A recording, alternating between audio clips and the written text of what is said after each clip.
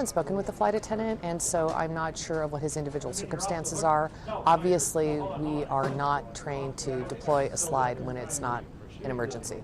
From what I've read, there were some other underlying factors that were present before he actually showed up at work. So what I would hope is that for any flight attendant that they would have the resources and support they need before they ever even step on the aircraft.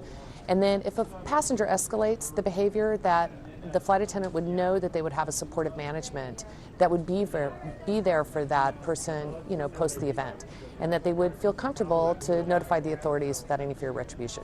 Not every airline currently enjoys the protections of a union contract, and that would be the case with JetBlue. And when the protections aren't in place, we can only speculate as to what might have happened to this particular flight attendant. So I think as far as job dissatisfaction, hopefully you would never see it, which is why flight attendants, are hired, because they put on a good face when they're there to serve the traveling public. But away from that, there certainly are some levels of dissatisfaction for flight attendants, that they are working more for less, longer days, less rest.